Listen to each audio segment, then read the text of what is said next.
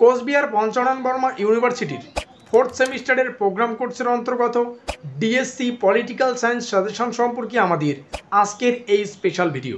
তো যাই হোক, শুরু করছি আমাদের আজকের এই স্পেশাল ভিডিওটি। কোচবিহার পঞ্চানন বর্মা ইউনিভার্সিটির বিএ 4th সেমিস্টারের প্রোগ্রাম কোর্সের অন্তর্গত ডিএসসি পলিটিক্যাল সায়েন্স সাজেশন সম্পর্কে আমাদের আজকের এই স্পেশাল ভিডিও। এবং আজকের এই ভিডিওটিতে আমরা সম্পূর্ণ সাজেশন সম্পর্কে বিস্তারিত আলোচনা করব। অর্থাৎ কোন কোন 15 নম্বরের প্রশ্নাবলী পড়তে হবে, কোন কোন 10 নম্বরের প্রশ্নাবলী পড়তে হবে, কোন কোন 5 নম্বরের প্রশ্নাবলী পড়তে হবে, তার 100% কমনযোগ্য প্রশ্নাবলীর লিস্ট আজকের এই ভিডিওটিতে তোমরা পেয়ে যাবে। তো যাই হোক, শুরু করছি আমাদের আজকের এই স্পেশাল ভিডিওটি। ভিডিওটি শুরুতেই মূল যে বিষয়টি ভালো করে বুঝতে হবে। তবে আমাদের পরীক্ষার প্রশ্নপত্রটি 4টা গ্রুপে বিভক্ত।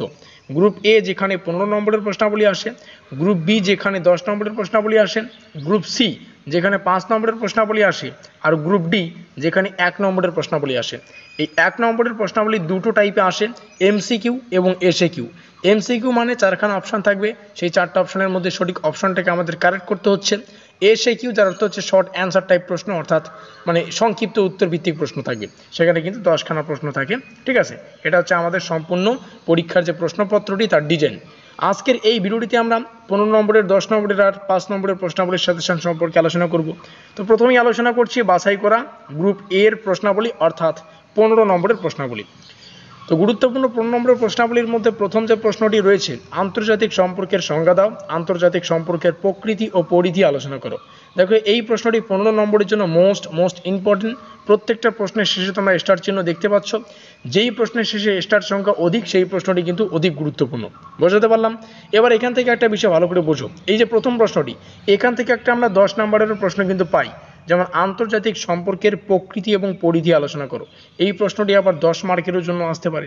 আবার এখান থেকে দুটো 5 নম্বরের প্রশ্ন পাই, প্রশ্নটি হচ্ছে আন্তর্জাতিক সম্পর্কের সংজ্ঞা দাও। এইটুকুই জাস্ট আন্তর্জাতিক সম্পর্কের সংজ্ঞা দাও, এটা 5 নম্বরের জন্য আসতে পারে। আবার আলাদাভাবে প্রশ্ন আসতে পারে আন্তর্জাতিক সম্পর্কের পরিধি সম্পর্কে আলোচনা করো, 5 নম্বরের জন্য প্রশ্ন দিতে পারে। আন্তর্জাতিক সম্পর্কের প্রকৃতি আলোচনা করো, আবার আলাদাভাবে প্রশ্ন দিতে পারে পরিধি সম্পর্কে আলোচনা করো। এভাবে কিন্তু ঘুরিয়ে পেঁচিয়ে প্রশ্ন আসতে পারে। সুতরাং আমি এই বিষয়টা বোঝাতে চাচ্ছি যে যে সমস্ত প্রশ্নাবলী রয়েছে সেগুলো তোমরা জাস্ট রেডি করো, পরীক্ষায় যেমনভাবে প্রশ্নগুলো আসবে ঠিক তেমনভাবে কিন্তু উত্তরগুলো তোমাদের লিখে দিতে হবে। তো প্রত্যেকটা প্রশ্ন এখান থেকে শেয়ার করছি, তোমরা প্রত্যেকটা প্রশ্ন অবশ্যই খাতায় লিখে এগুলিকে বারংবার প্র্যাকটিস করে তোমাদের আয়ত্তে আনতে হবে। প্রত্যেকটা প্রশ্নই তোমাদের সামনে শেয়ার করছি। এই হচ্ছে বাছাই করা 11খানা প্রশ্ন, যেগুলো 15 নম্বরের জন্য মোস্ট ইম্পর্টেন্ট। এবং ভিডিওটির শেষে আমি এমন একটা ট্রিক্স তুলে ধরবো, যে সমস্ত ছাত্রছাত্রীরা কম পড়ে পাস করতে চাও তাদের জন্য একটা ট্রিক্স ভিডিওটির শেষে আলোচনা করব। পরবর্তীতে নিচে যদি আসি, নিচে আমাদের গ্রুপ বি এবং সি একসঙ্গে আমরা আলোচনা করব।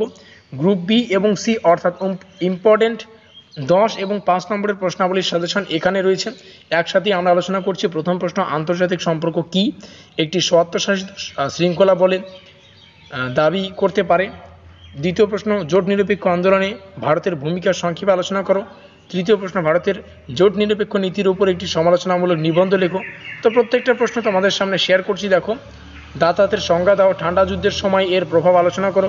এই সাজেশনটা এর আগেও তোমাদের সামনে তুলে ধরেছি, তবে এক্সট্রা কিছু প্রশ্ন এখানে অ্যাড করে আমরা কিন্তু আবার নতুন করে সাজেশনটা তোমাদের সামনে শেয়ার করলাম।